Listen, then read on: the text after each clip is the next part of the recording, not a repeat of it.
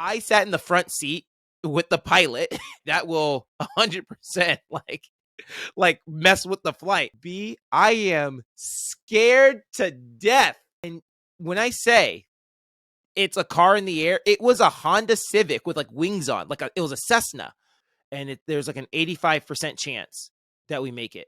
Oh my gosh, I lost it, B. I lost it. And we're on. This is the Let's Talk Cheer podcast, and I'm your host, Jason Larkins, where we talk cheer, we talk life, and we talk whatever comes to mind. 5, 6, 7, 8, let's get started.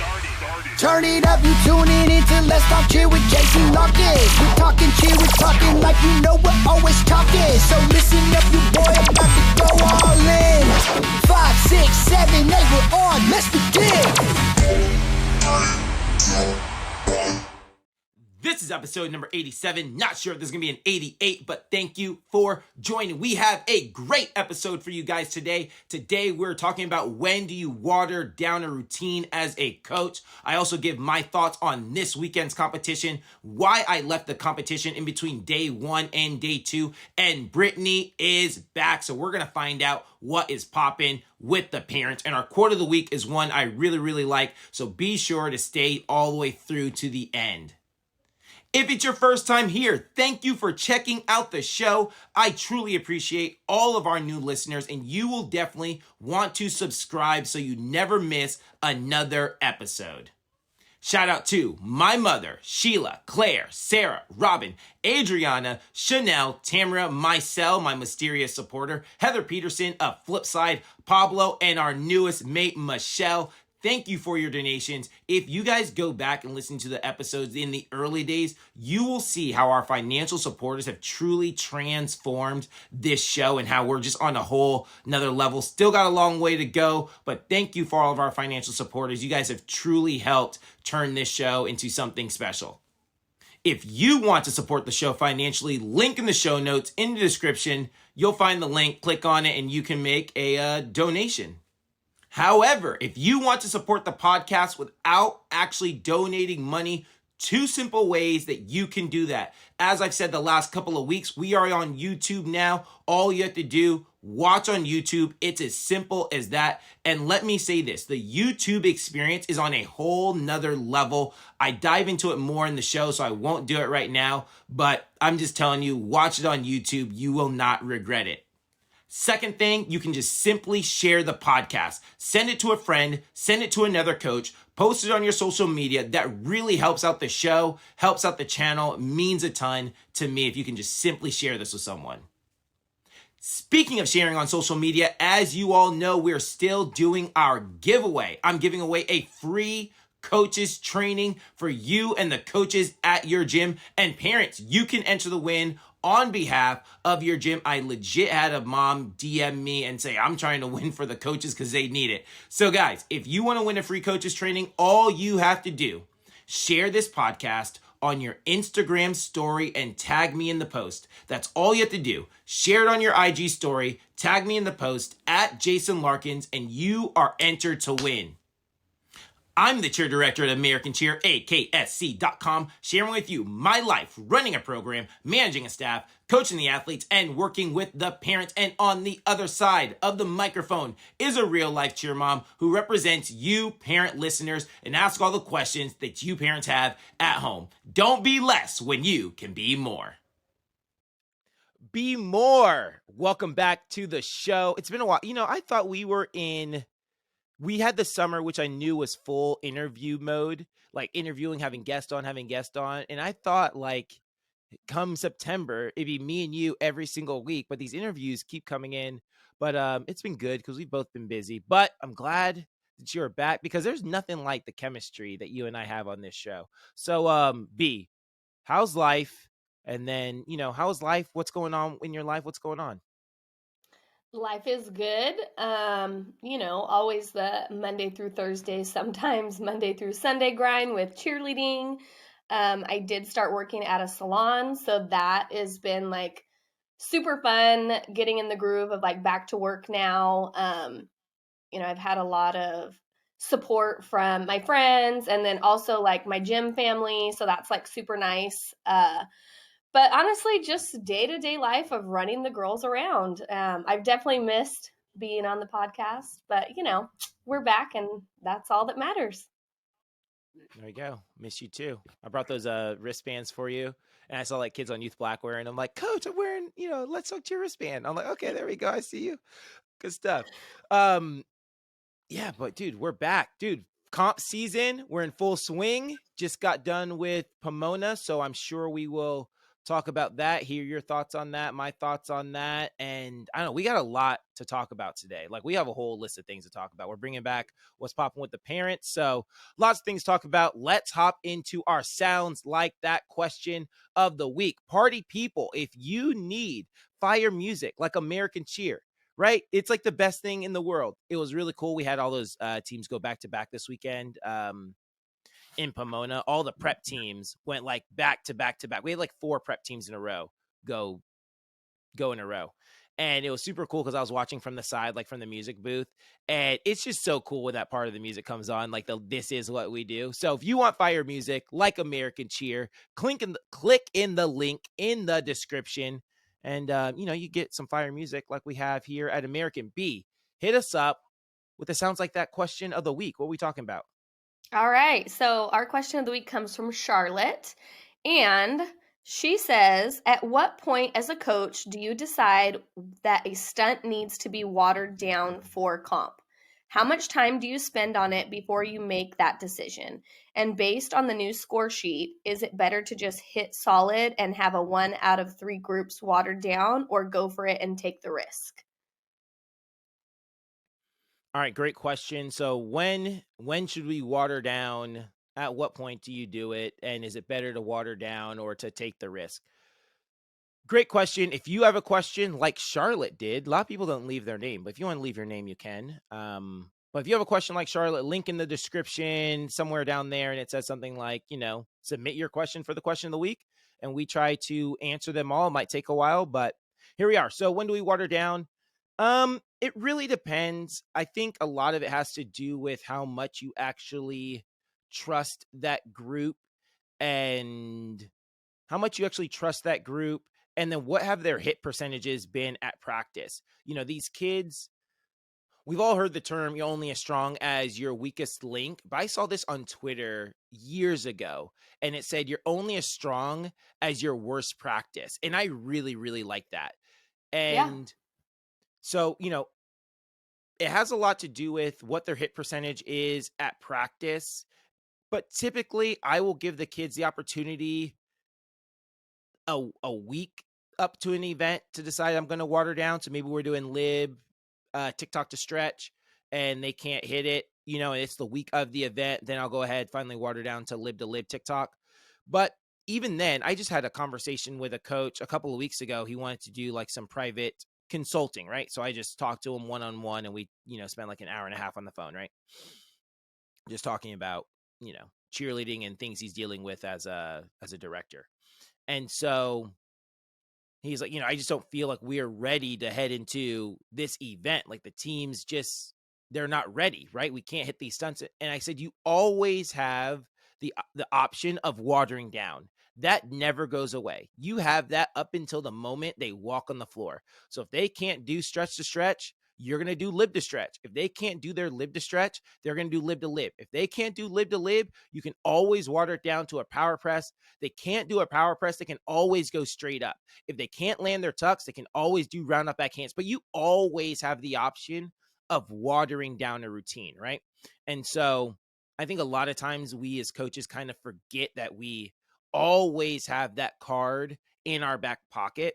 And so in a perfect world, it's like the week of an event, you'd water down, you'd water down on that Monday. You see them struggling on that Monday.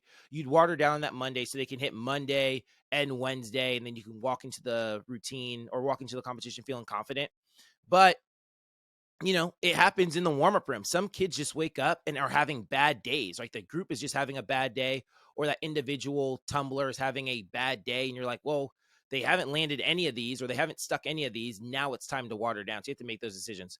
B, do you mind if I tell you a story. I always enjoy your stories, so of course not, I don't. So we had a group. Shout out to Katarina McKnight. She just got married actually a few weeks ago. So shout out to her hubby. But Kat's group, they were the most consistent group. There's one back when I coached at CBU. Most consistent group I'd ever seen. They were super consistent, and we did double ups that year. And they were our most consistent group. They were point, and they never dropped. I'm telling you, this is not an exaggeration. This group never dropped. And we go, and day one, after we competed, so we would compete and then have practice in Daytona. So we compete, get our score sheets back, have practice, tighten up anything else that we needed to tighten up, and then, go to bed and wake up the next day for finals. And anyway, at practice after day one, it's just their double up is just looking a little funky, right? It kind of bobbles a little bit, and they never bobbled. I'm telling you, they were solid. And it's kind of bobbling a little bit, and it just looks weird. And we're talking to them and, trying to walk them through the technique, but it's okay. But everything's fine. They never really drop anything that day, but it just looks off and it looks weird. The next day, they can't keep it in the air at all. Can't keep it in the air at all. We go back, hey guys, and this is before we walk into warm-ups. All right, guys, do 1.5 ups. They're nailing 1.5 ups. All right, well, let's do the double up. Can't keep the double up in the air. If it is in the air, it's a struggle, right? Like it just doesn't look good. But the 1.5 up is perfect. And I remember just being like, guys, and I'm talking to coach, head coach Tammy, and I'm like, Tam, I think we should take this out. Like it's just, they just can't do it. And so I remember talking to the girls, and they are upset because they were hands down our most consistent group. But we end up taking it out. They're super upset. And I remember wanting to tell, because, I'm kind of a smart aleck. And I remember wanting to tell Kat, because she was just so upset. And I was like, wanting to say, you'll thank me after we compete. Like after we compete, you will thank me that we took it out, because all of this will be irrelevant once we go out there, hit, win. And, once we win, no one's going to care that we watered this down. Right. But she's really upset in the moment. But she's kind of emotional right now. I'm not going to jab at her. And I was like, hey, I think everything's going to be okay. So we water it down. They go, we hit, we win.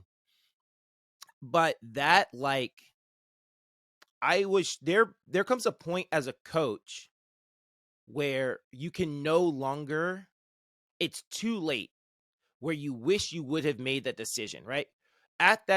So as a coach, up until the moment they walk on the floor, you have the opportunity to make the right decision. And once they walk onto the floor, everything after that is just shoulda, coulda, wouldas, right? If they drop or touch down or have a mistake or whatever, you're like, man, I wish we would have watered down. I wish we would have done this. I wish we would have made this decision. And so I think as coaches, we're always scared to play that card. And I've just been burned. I've really been shaped by decisions my coaches have made over the years. Now, I'm sure I've told this story once upon a time on the pod, but for all of our new listeners, don't forget, smash that like button. No, for real, smash the like button, especially if you're on YouTube. Guys, I have to say this. I probably already said it in the prologue, but I'm going to say it again. Jenny, our editor, is going above and beyond on YouTube. Above and beyond on YouTube. You've got to check it out. You've got to check. If you didn't watch last week, I know I'm going off on a huge tangent. Last week, Edwin and I were talking about Top Gun routines, right? And I'm like, oh yeah, it was 2007. They did this. And then she found the clip. It wasn't me. I didn't give her that clip. She found the clip from 2007 I was talking about and put it in the thing. Edwin was like, yeah, I did this on one of the teams I choreographed for. And then she found the clip online and put it on there. I'm telling you, she's going above and beyond. So the YouTube experience is a whole new experience there. So if you're there, hit the like button, give a shout out to Jenny. Anyway, But no, but it's like really decisions my coaches have made have like shaped the way I viewed cheer over the years. So my first year cheering, I cheered at Champion Outlaws and California All Stars. California All Stars and Champion are about 30 minutes apart from each other. So Champion is what is now known as Cheer 4 San Diego. So they're probably about 45 minutes away from each other now. But we're the only two large co-ed teams on the West Coast. And California All Stars that year were doing full ups, right? And we go to our first competition. We were doing straight ups. They were doing full ups. And after that, and they beat us at that first competition. And my coaches were like, yo, we got to do some full ups. Like those boys were good. So we start working full ups, and we're working full ups all season long. And we didn't see them the rest of the year until we went to nationals, UCA college nationals or UCA All Star nationals. And we're working full ups, but they're really not that consistent, right? But we're doing them and we're doing them. And even on the football field, like where you practice at the summit, right? At the hotel. I remember there's like videos of us doing full ups out there. And we go into finals. And I remember this back when it was only like 1 day competition. It wasn't a 2 day competition. We just had finals. And so I remember we go through a whole warm-up process, and right before we walk downstairs, right, this is back when it was in the milk house, right before we walk downstairs to perform, someone goes, hey, so we throwing the straight ups or we throwing the full ups? And I remember our coaches going, we're going to throw the straight ups. And I remember everyone just being like, all right, coach, good call, coach, good call, coach. And we went out there, we hit our routine, and we won UCA that year, right? And so it's been imprinted in my brain, right? First year cheerleading. Our coaches watered down, went with a safe bet. We went and we hit. 2000, now this wasn't my coach's fault, but the very next year, we actually was cheering for California All-Stars. But we go to NCAA Nationals. Again, this wasn't my coach's fault. We just dropped. But, we dropped a ball up stretch, and we got second place, right? Bawled my eyes out, right? I'll fast forward to 2007. We had this pyramid. We could not hit this pyramid at all. We couldn't. If we were in front of people, we couldn't hit it. We never hit it at any showcase. We didn't hit it at if we were in front of people, like we could hit it at practice, but and it was hit and miss at practice. But anytime we did a performance, it dropped. The only time it hit in front of people was when we went to prelims. Go to prelims, we hit it. And I remember telling my coach, because this pyramid had fallen so many times, hey, coach, I have an idea that we can do for this pyramid that would allow it to like hit every single time instead of this one part that always drops. She blew me off, said no, we didn't need to water down. And, we took the floor, pyramid crashed, burned to the ground, and we lost nationals that year, right? The next year, 2008, we watered down. We did one front handspring 1.5 ups, and they just weren't good. And so we took, at prelims, they were a hot mess. We took them out for finals. We went, we nailed it. We hit the very next. You would think we had learned our lesson by then. The very next year, we had an elite that we couldn't hit. We got in an argument. This is a true story I'm going to tell you. We only had 2 coaches when I was at SFA. We had 2 teams, 2 coaches. And so she couldn't split her time between, both teams. Like she couldn't be in 2 places at once. So we get done performing. We're a hot mess. And we have practice on the band shell, the competition stage. And I'm like, y'all, we need to water down. Another guy on the team's like, no, we don't need to water down. Then someone else joined my side. There's all the 5 guys in the elite. The other guy in the elite goes, I think I'm with Jason. We should water down. And the other guy goes, no, I don't think we should water down. We have a 5th guy. We're looking at the 5th guy like, hey, you got to be the tiebreaker here because we don't have a coach. So he goes, I don't care what we do. We just do whatever, whatever you guys decide. Anyway, so we argue forever. Then one of the old, 4th years on the team, senior on the team comes up and he's like, y'all can't decide. Trish is not here. Then we're just going to leave it the way it is. Anyway, we left it the way it was. We dropped and we were a hot mess and we lost nationals that year. Right. And so, when we look back on it, it's like, man, we had the opportunity to make the right decision, and we made the wrong decision, right? And so it's like really that's why I'm a super conservative coach when it comes to like the routines we put out there, because time and time again I saw coaches make smart decisions or what I perceived as bad decisions. And I saw the results. I saw a bunch of jackets and rings and backpacks that we were able to win because of smart coaching decisions.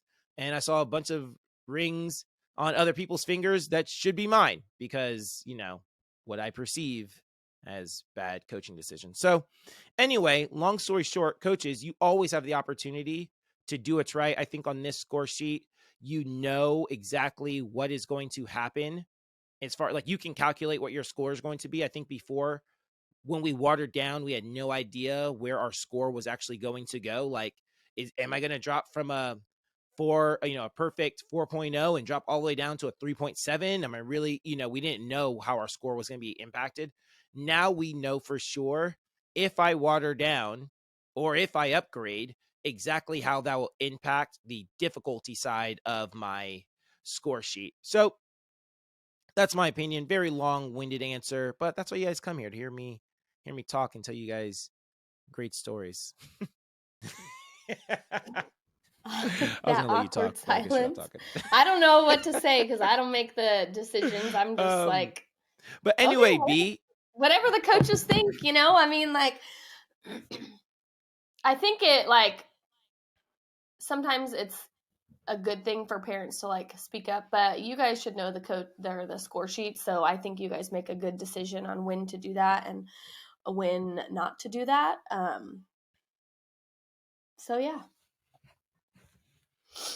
there we go. All right, B. Well, then let's and that was the question of the week. So again, if you have a question that you guys want answered on the show, click in the link in the show notes and leave your question, and me and B will get. And you guys can send some questions to B. You guys had a really good one for B once upon a time, asking about why she loves me so much. So yeah, do that. And B, let's get to a break. We'll come back and we'll talk about our thoughts on this weekend's competition. Okay. Owners, directors, coaches, we are in comp season now. So if you're looking for a second set of eyes as you're gearing up for your big events, I'd love to help out. You send me a video of your routine and I send you a video back of your routine with what I would fix and how I would fix it. Teams I've done this for have gone on to be world champions, NCAA All-Star champions, NCAA Collegiate champions, Summit champions, and D2 Summit champions. So if this sounds like something you'd be interested in, you can reach me via email at JasonLarkins, or you can reach me on Instagram at JasonLarkins, or on the Let's Talk Cheer Podcast Instagram, Let's Talk Cheer Podcast. All right, B, so we just got back from Pomona, the Cali Crown, and let's hear it. Let's hear your thoughts on the weekend, B. I don't know what you're gonna say. I just know you, so I'm ready to hear it. Let's go. Okay, so we'll do my opinion, and then we'll do what other parents told me their opinion was, because there's two different things. Yeah. Okay. I didn't mind it. Which if any parents listening, if you have a RV or a motorhome or something along those lines, at any competition that you go to, there is a RV park or something along those lines close by, I highly, highly suggest that you try camping for the weekend instead of staying in a hotel. So we went camping for the weekend, and our RV park that we stayed at was literally 3 minutes up the road. It was the easiest thing. We probably could have rode our bikes there. And it makes the competition so much more relaxing.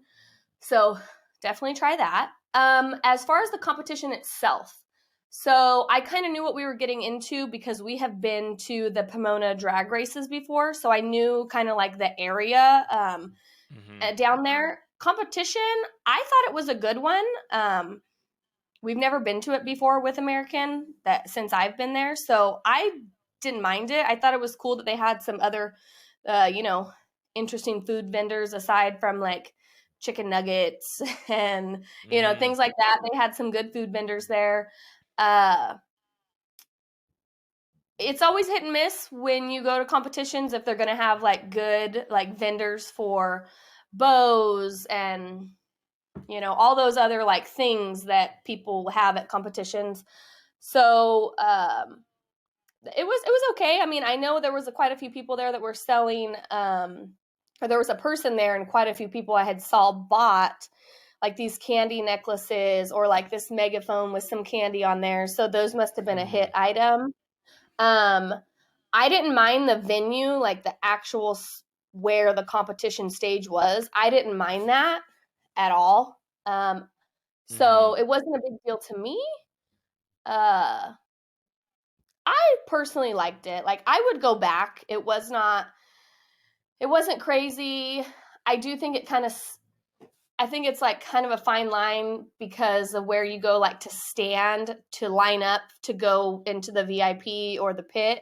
There was some, kind of issues there. Don't block the, walkways and things like that. But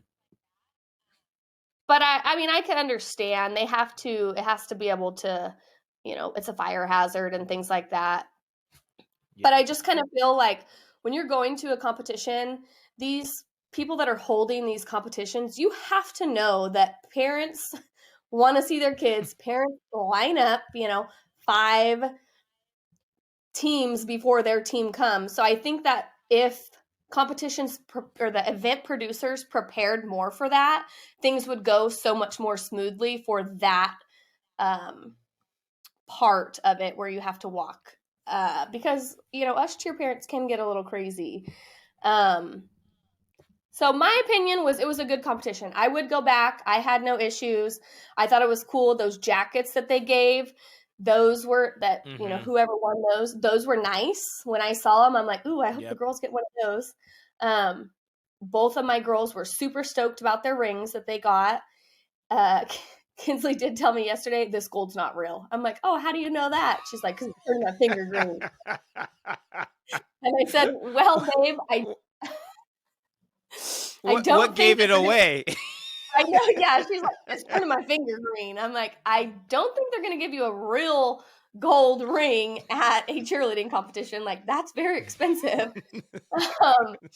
But Kinsley, in a plastic bag. They all came in like these little plastic baggies. Yeah. I don't think they're real, Mom. What was the first clue? So that was kind of funny. My girls liked it. They had a good time all weekend. And I will say again, when you go camping for it, if you can try it once, it's so much more relaxing than you realize because you go to the competition, you watch it, you come back, I mean, we have a long trailer, but our trailer doesn't have any pop outs, but we can sit outside. I had a gorgeous view of that little lake that they had. The kids ran around, they had fun. Like, it's not so like cooped up in a hotel room type thing. So that for us worked a lot better.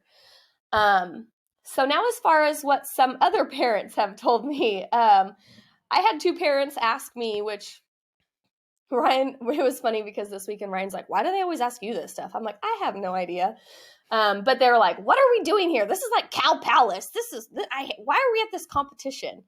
And I didn't really ask into details. I just said, I don't know. Like, just kind of, I don't know why we're here. I mean, I don't make the schedule.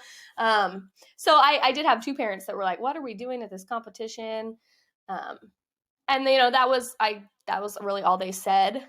I do know at one point, from a parent's perspective, they were at capacity in our room or in the area that we were in for the actual for the performance.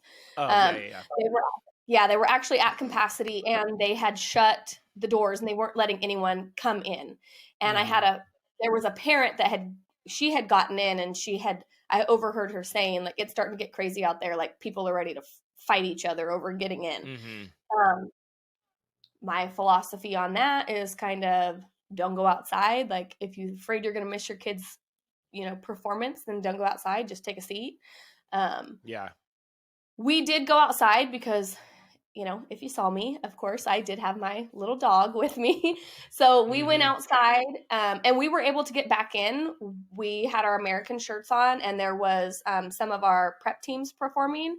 And so we were probably like 10 or 15 people back in line, and they were like, oh, you're American, you can walk in. So we were like, all right, cool. And they let us right in. So that was just my experience. I don't know if someone else, like they, if Cindy's daughter was about to perform and they weren't letting her in because they were at capacity. I didn't experience that. Mm-hmm. But all in all, I thought it was good. But everybody has different experiences. And so, Yeah, I thought it was a good competition. Well, here's what I'll say first. I think that Akram, the event producer, the guy who owns the company, is a great guy. And I want to work with people who are doing the right things for the right reasons. And I think Akram has been fantastic, right? He's a little bit older than me. So I remember him when he like owned a gym and when he was doing UCA staff, and he was like one of these guys that was like, one of the guys in the industry, like, oh, that's Akram, right? And so he's a great guy. And every phone conversation I had with him, right, he's trying to sell me on the competition, doing a few of their events. And like every competition I talked to, or every phone conversation I had with him, you could just hear his passion through the phone and just how excited he is. And just like, and we have these and we have this, and we're going to give away rings to all the winners. All the winners are going to get rings, and we're doing this, and we have these cash prizes, and we're doing this, and we're doing this. And so, I really wanted to go because of how passionate he was on the phone in our conversations. And again, just working with good people, and I feel like in the industry, we kind of have this war. There's so many people who, excuse me, there's so many people who just flat out hate varsity for being varsity, right? Varsity is evil, and they're greedy, and they're X, Y, and Z, and we hate them all just because they're the big company. But when we go to like again, I've talked about this on the podcast. Anytime there's a great competition, right, and a competition starts to get some traction, varsity buys them. That's why everything is varsity event, because soon, varsity goes, they've got some traction going. They buy them, and then they become that. And so all the good competitions, right, quote unquote, are varsity events, right? There's only a few like non-varsity events that are really, really, really good, right? And so here are our options. We can go to varsity events and support the evil, greedy corporation, or we can support, right, as we say, support local, right? So Akram, local guy, only like an hour away from us here in Bakersfield, like literally. So, we can go and support like these smaller IEPs, or we can keep feeding into the machine that's called varsity. Now, I wasn't even going to bring any of that up, but you brought, like, why are we here? I thought I thought Akram had great passion. Again, doing, I want to work with people doing things for the right reasons. And then, they had cash prizes, right? Now, hopefully this person wasn't on, junior white because they won $2,000, or junior blue because they won $1,000, and that's real money that's going to go back into the program, right? So they had great prizes, like you said, the jackets and all those things. I think my biggest thing, I wasn't a huge fan of the venue. I guess it was probably the lighting. Like, I don't like, I think we've all grown accustomed to like these, like stage lighting and, just that production part of it. So I thought the production probably could have been a little bit stronger. Other than that, I thought it was a good competition on the things that they can control, right? There wasn't a ton of teams there. There weren't a ton of D1 teams there. I think it was just us and California Pride. I'm not even sure if there's any other D1 programs there. So they split D1, D2, and it's not like they had D1, D2 intermixing with each other. It was like the D1 competition and then the D2 competition, which makes it really hard because we're in the warm-up room the entire time. We go, pre-warm-up, warm-ups, compete. And then we go back to the warm-up room. Then we compete. Then we go back to the warm-up room and we compete. So that was a little, and that happens at any small competition where we're just like chickens with our head cut off. So we don't really get to enjoy or experience the whole competition. But in general, I thought the teams did really well.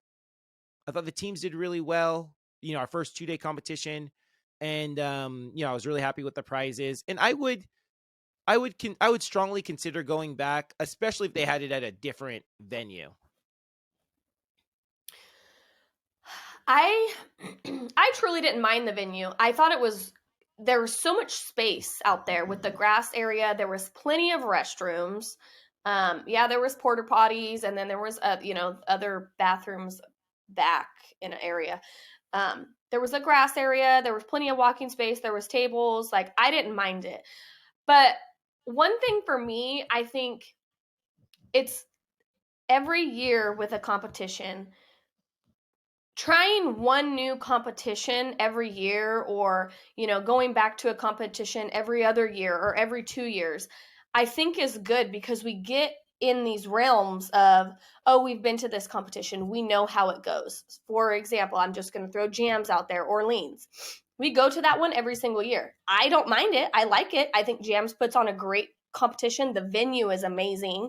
I look forward to going to that one, but I know what to expect because we go there every single year. And trying out these new competitions like this Pomona one last weekend, I didn't mind it because it's something new and trying something different. Like, I just think it's fun to go to a new location from a new event producer. I like that. I mean, I know not everybody's going to agree with it, but I think it's cool. You're getting to go to different places. Yeah. And that's an excellent point. We want to be able to make decisions for ourselves on whether we like something or not, right? And so my biggest thing, All-Star Worlds. I don't know who to trust with All-Star Worlds. I have no idea if it's a good competition or if it's a bad competition. Now, people will tell me they love it, but I always get the feeling that they tell me they love it just because it's not varsity. So, because I hear other people, it's funny because when I talk to parents about it, parents go, yeah, it was all right? Because parents don't care if it's varsity or not. They're just like, yeah, it was okay. But when I talk to coaches about it, they're, oh, it's the best thing in the world, right? And I'm like, is it the best thing in the world? So I don't know how good the competition really is because, I don't know how they're being influenced. I don't really know what their biases are, behind the competition. So we want to be able to experience things for ourselves and go, yes, no, we liked it, we didn't like it, because we actually went and experienced it. And the other thing about going ourselves, like to Pomona, at least if we go next year, we have an expectation of what it is. At this point, we didn't know if it was going to be the Jams Bako battle or if it was going to be Spirit Sports, right? Which are completely two different event experiences. Like, one, we go because it's local and it's a good time for us to get on the floor, to get on the score sheet. And the other one we're going to because we really want to go and compete against, the best the West Coast has to offer and try to put ourselves in position to win bids and do those things, right? And just the experience of the whole weekend. But when we go to new events, we're like, we don't really know what we're doing. Now, if we go back next year, we kind of know exactly how this piece fits into our schedule. Like, when we went to TSN, our first competition, like, I knew exactly, like, this is going to be a home opener, warm-up competition. Let's get the kids on the stage in front of a crowd, get some feedback from some judges, but it's not the pinnacle of our season. This competition was more, or I wasn't sure kind of where it was going to fall on that. So anyway, yeah, that was the Cali Crown. But I think Akram's doing a great job. I think that event has a lot of potential, and I would like to check out some of his other events. He has the Holiday Crown and one that happens in Vegas. I would like to check out just because I think the venues would be better. But other than that, I thought it was a good, and I thought the teams looked really good. I thought the teams did a great job. I know I already said that, but I thought the teams looked really good. So at the end of the day, the coaches had learned a lot of valuable lessons. The kids had a lot of great learning lessons. And so in our journey for the season, overall, I thought it was a good event. So anyway, let's get to another break. But when we come back, I'm going to tell you about my extracurricular activities. I had another, I know few months ago, we talked about my crazy flight that I had on the way to Sioux Falls. We had some more. I actually left that competition and went on a flight. So I'll tell you all about that when we get back. All right. All right, B. So you knew this. I know several parents knew this, but I left the competition after day one and went back to Bakersfield. So for our out of town listeners, Bakersfield is about 2 hours away from Pomona. So I had a friend, good friend of ours. They were having their 10-year wedding anniversary. And so they're throwing a huge, party, shindig, celebration. And it was really important for us to be there for them, especially because the way the schedule worked out, we were actually going to be able to make it to the event. So on Friday, Friday. Why was USC playing on a Friday? That's kind of weird. Anyway, on Friday, we get to the event and we're like, hey, let's, we went out to grab dinner with everyone, but the USC game came on. They were playing Utah. So we went to go watch, it was the Pac-12 championship. So we wanted to finish watching it. So we went to the hotel bar. So we go down, we get there, and a couple of moms were there. A couple of our American cheer moms were already there at the bar. And so, hey, what's going on? Hanging out with them. And so we all grab a table together and we're just, hanging out or whatever. And so we're talking about how we're going to drive, the next morning back to Bakersfield to make it to this event. And so Kimmy, for those of you guys who know Kimmy, but Kimmy, her dad owns an aviation training school, right? They train pilots on how to become pilots, right? And so she's the manager there. I'm not actually sure what her exact, role is there, but I'm guessing she's the manager of the place. And so she's there and we're talking about how we're it's like, guys, no. I'm going to have one of my pilots pick you guys up, take you there to Bakersfield, and then they'll bring you back Sunday morning. And she's convincing us that she's going to do this. She makes some calls and all of a sudden she has a pilot for us. And she's like, no, you guys are doing this. And we're like, are we serious? She's like, I'm going to get you guys on this flight, blah, blah. And she's like, it's going to be fine. It's like a little car in the air. And when I say it's a car in the air, it was a Honda Civic with wings on, it was a Cessna. So I'm telling you, it was a Honda Civic with wings on it. I sat in the front seat with the pilot. Ashley sat in the back seat and we had room for one more. So you could have came with us, B. There was 4 seats in this whole thing. And there's literal, on the floor, there's these little pedals, but they don't look like pedals in your car, but they kind of looked I wasn't sure if they were just places that you rest your feet or if they actually did something. I was like, are those, what are those, do those do something? Can I put my feet on those? He's like, oh no, those are the rudders. That will 100% mess with the flight. And I was like, okay, I won't touch those. I had I'm not sure what they call it, but a steering wheel in front of me, legit. And so we go, B, I am scared to death. We take off. We're flying. I'm telling you, we're in this small little plane and we're going and it was okay. I'm trying to hold my breath. And, we're flying and we get over the mountains on the Grapevine, right? And as soon as we come over the mountains on the Grapevine, we hit some turbulence. And oh my gosh, I lost it, B. I lost it. I stayed composed on the outside, but my insides, my heart dropped to my stomach. You can hear Ash, and we had the headphones on, right? And so we can hear each other talking and everything. And you hear Ashley, she's like, oh boy. And I'm just like, oh my gosh, this is crazy. So anyway, besides that little turbulence, it's a smooth flight. We make it. He wants me to steer the plane. He's like, you can land it if you want. And I'm like, man, I ain't landed this thing. No. You keep your hands on that wheel. And but he was a really cool guy. I felt super safe, secure the whole time. The next morning, we were supposed to fly back with a different pilot. And so we got there 6 a.m. and we were supposed to take off by 6:30 or so. So he was supposed to meet us at 6, but it's 6 o'clock. He's not there. We're like, hey, where's he at? He pulls up at 6:15 and and he goes straight into the little building. And so we're just like waiting there. And I didn't want to like just run up on him, right? It's like still dark outside. So I want to run up on him and like scare him or anything. So I'm like, let's just chill in the car. You know, he'll come get us eventually. So we're waiting. And like 6:25-ish, he still hasn't come to get us. And so like he hasn't come like, hey, you know, I'm Bryce. I'm going to be, you know, flying you guys or whatever. And we're like, okay. So eventually we go inside, like the lights are on now. So we go inside, we're like, hey, and he's on the phone. And it sounds like he's having a real serious conversation. And he's talking about weather and stuff and all this stuff. And, you know, it's all going over my head. He eventually gets off the phone and he's like, so here's what's up. Apparently, and I'm going to try to relate this best, but the freezing elevation had like lowered.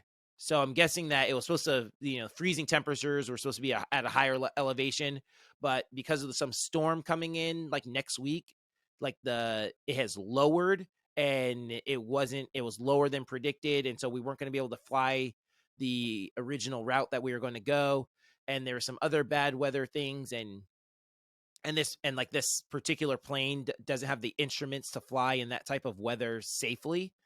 And so, you know, he's going back and forth trying to find different routes or trying to figure out what we can do and all these things. But we're on if we would have waited like an hour or an hour and a half, we would have been able to fly because it would have warmed, like the sun just would have warmed up everything and we would have just been able to fly. But we're on a time crunch because we have to be there to meet the team. So, you know, we're sitting there like, so do we need to drive to Pomona? We don't have a car. We're like in a parent's car. Another parent works at that same place who we used her car, you know, the night before to, you know, drive us back to our house from the airport. Anyway, so we're like, are we going to have to hop in her car and drive down to Pomona? And so we're on a little bit of a time crunch and he's like going back and forth because he really wants to fly us and this whole thing. And so anyway, but I'm kind of getting scared. I'm not going to lie. I'm like, man, I'm getting kind of nervous. Like, cause he seems like he's checking everything. He's checking the weather and showing me his little map thing or where the clouds are and all these things. And I'm like, man, I really don't want to risk it. Like, we really don't need to risk it. Like, I'll just be fine. Let's just hop in a car. And plus we got to get to the competition. Like, we're going to get to a point where it's still a 2-hour drive from Bakersfield. Anyway, we finally hopped in the car and we drove. Team met at 8:30 a.m., but we weren't going to start pre-warm up until 9 o'clock. So we got there like right at 9 o'clock to start pre-warm up with the team. And we made it. But we made it and it was great. And yeah. You know, she honestly was like relatively calm. I think our biggest thing was, I think what we were freaking out the most about was the not really getting on the flight or not. It was just like, we have to make a decision now so we're not late to the competition. Right. And that's what we're trying to, like, we have to make the decision right now because it's a 2-hour drive from here. So our clock is ticking right now. Like, we have to make a decision. And at one point he goes, well, you know, I think he said, we can do it if you guys want to. And there's like an 85% chance that we make it. Or he's like, there's an 85% chance. And I go, 85% chance of what? And he's like, oh, that we don't have to turn around. And he's like, not that we die. He's like, no, he's like, we might encounter some weather and we just have to turn around and you guys would be like really late for the competition. But when he said 85% chance, I was like, 85% chance? No, fam, we're going to drive, homie. So I'm dying over so that's here. the biggest thing. Dude, I'm telling you, he was funny. 85% chance of what? No, we just have to turn around. But yeah, it was a good time. So, but it was well worth it. I know a lot of you guys already know, but it was Krista and Bryce Horton. I only bring them up because a lot of people who listen to the podcast are from Bakersfield, and pretty much everyone from Bakersfield follows Krista and Bryce. So it was their event. It was an absolute blast. You know, Walker Hayes came out, which was funny because I don't listen to country at all. I went to that country concert a few weeks ago. Didn't know anything. I'd heard Fancy Like before.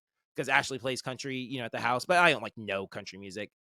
But ever since then, she has become a huge like country music fan, or not country, like Walker Hayes fan. So now all she plays is Walker Hayes at the house. So when he came out and did he did a full on concert, it was like an hour and a half set. He came out and I was like, hey, I actually I can pretend to know some songs since Ashley's been playing them nonstop since the concert. So that was really cool. It was a great time. They had, just great entertainment all night. And so it really was a good time. So I'm glad that we were able to make it to their event, support them and be there for them. And then obviously not miss anything with the cheer teams. And so have a great weekend there. So, life is full of balance. Next time you can, if there's an extra seat, you can take me with you. I'll let you know. Hey, for sure. In 10 years, I'll let you know. Maybe they'll do a 5-year, maybe they'll do a 15-year anniversary party. But it really was. It was a good time. And it was really cool. It was really cool because when I first met Chris and Bryce, Ashley and I weren't married yet. I went to their anniversary party, not anniversary party, their engagement party. So that's like really where I first met them. Go to their engagement party. And at that time, I'm just the boyfriend of Ashley, right? And so you meet people and you're like, hey, yeah, I'm just this person. And it's kind of like whatever.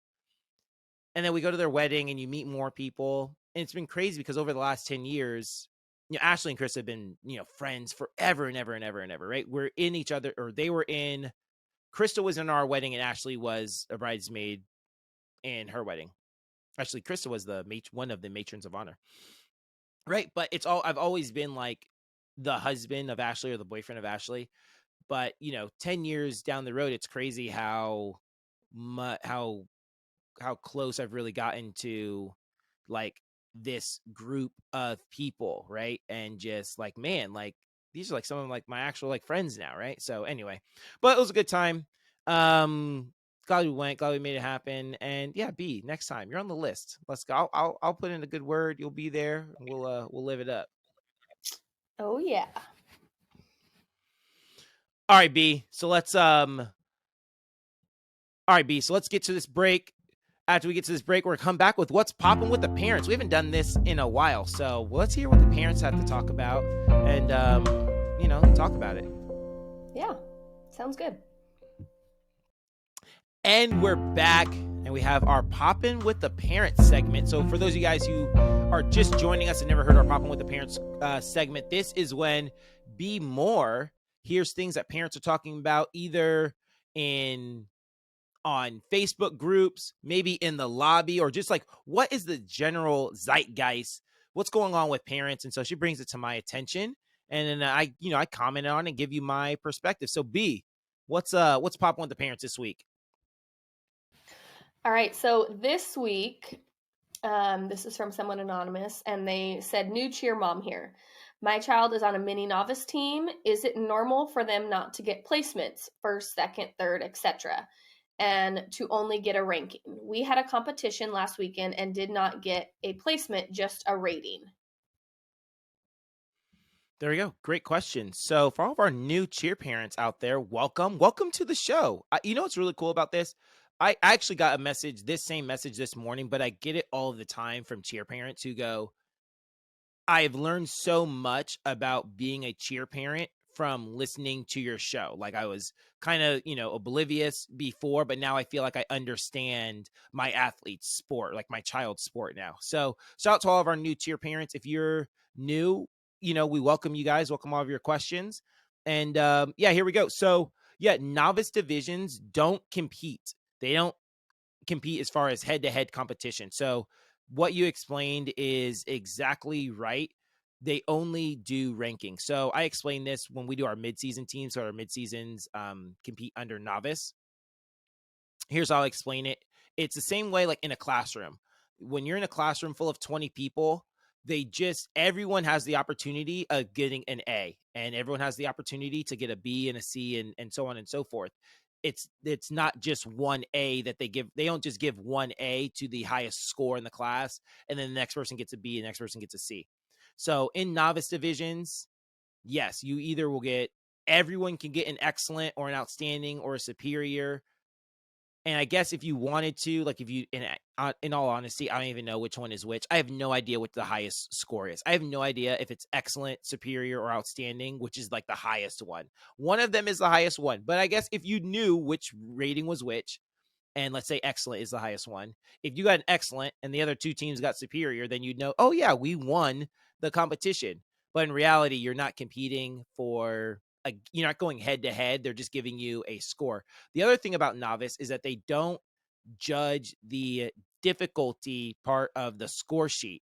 There's no difficulty on the score sheet. They only judge technique. So you can do whatever stunts or whatever tumbling you want to do as hard as you want or as easy as you want. They're not judging that. They only judge the technique. How well did you execute, the stunts or the tumbling and all those things. So super entry level, just trying to introduce athletes to the sports and, not get them all competitive at that level. Because if they started doing that, then people would we have people in prep watering down to novice and people, this whole thing. So anyway, yeah, that's how novice works. Good to know. Very good to know.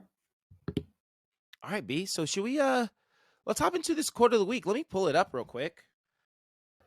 While Jason is finding his quote of the week, make sure that you like, share, comment, subscribe to the podcast. We appreciate all of your guys' help and support.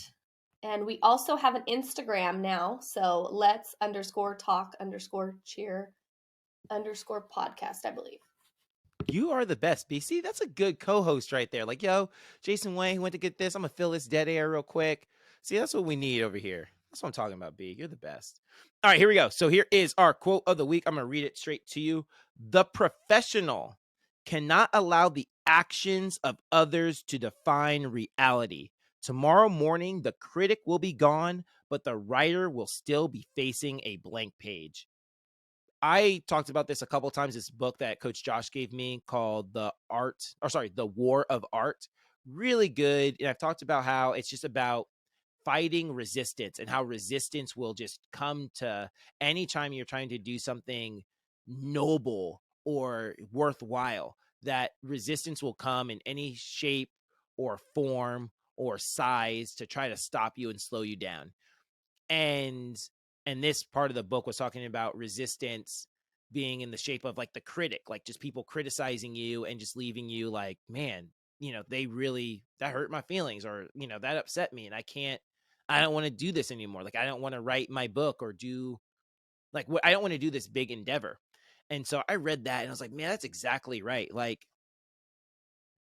tomorrow morning, the critic will be gone, And I just think about that. Like, there's things I want to do. Like, I think the YouTube channel is a good example of that, right? Like we started off and we still, have very modest numbers, right, for the podcast. But over these years, we've watched it grow and grow and grow. And now it's like, hey, man, we've got a little bit of traction here. And now, like, switching over to YouTube, where it's like all of our listeners listen on like Apple or Spotify, right? And so it's like, man, we have like no one over on the YouTube right now, right? And it's like the critic, tomorrow morning, the critic will be gone. Like, should we keep doing YouTube? Should we do this? But tomorrow morning, the critic will be gone and I'll still be there staring at a blank page, And so it's like, who cares what the critics think? Like, who cares? I saw this other quote, not another quote. I saw two videos. It's probably on TikTok, but two different videos I watched within like a week of each other. And now they've kind of combined because they kind of talked about the same thing. But he was talking about how long it takes for people to forget you once you die. And he's like, and the other one was talking about what people will do the moment, how it talked about how people move on and the things they'll be doing after you die. So I'm kind of combining these two videos that I saw. And so he goes, yeah, after you die, they're going to cry at your funeral, and then they're going to go to the banquet hall and have a feast in your name, and people will start laughing and people will already start forgetting you. And then that week, your job is going to replace you and find someone else to do the work that you're doing. And then, the other videos talking about, and then, 6 months from now, none of your old friends are going to bring you up again. And then, 2 years later, like, everyone is going to have moved on. And so these two different things about how these, your job's going to find this, this person's going to do this. These people are going to stop, remembering you. And the premise of one of the videos is like, so why do you care, like, what people say about, why do you care about what people say about you? Like, go ahead and do that big thing that you wanted to do and don't worry about the criticism, And so I feel like we all get like that, where we're just so worried about the criticism of others, and like, why waste our life not doing the things we want to do because we're scared of what others are going to think about us or say about us, right? Like, tomorrow morning, the critic is going to be gone, and you're still going to be there, and the writer's still going to be there staring at a blank page, Like, so if you are, again, this book is really geared towards, he's a writer, so it's geared towards writer, but, I just think about that, like, man, there's a blank page here. And the only reason I'm not writing is because I'm thinking about some comment that someone left a couple of days ago, right? Or whatever your profession is. Like, the only reason I'm not pursuing this is because of what someone said. Like, they don't think I can do X, Y, or Z, So I just felt like that was just good motivation. Like, like, man, who cares what anyone else thinks? Just go live your life, live your truth, and, do what you do in your heart, what you are meant to do. So there you go, a little motivation for the people today. Quote of the week. I like that one because I feel like it speaks to me from when I had read a comment on the podcast before. And they're not going to be there tomorrow, so no worries. Dude, 100%. Dude, you brought up such a good point. 100%. Like, dude, those people can go fly a kite. For real. They can go fly a kite, because, this is what you want to do. You want to have fun. Like, the critic is going to be gone tomorrow, but we got to do, like, why, they're going to be, when we're dead, they're not going to think twice about us, So, like, let's go out. Let's put in some work. Good stuff, B. Dude, great episode. Share, like, subscribe. Anything else we need to talk about? I think we're good. Boom. All right, guys. Well, leave a 5-star rating, leave a review, make a donation. Until then, 5, 6, 7, 8. We're out. We're out. Hey, Let's Talk Cheer podcast listeners. Although this episode has come to an end, there are a few other cheer podcasts out there that you can add to your weekly routine. If you're a gym owner or gym director and want to dive more into the business side of things, then check out the Connecting People and Profits podcast with host Dan Cotton. If you're a former cheerleader and want to hear the success stories from other former cheer athletes after their cheering days are done, then you'd love the Life After Cheer podcast with host Danielle Donovan.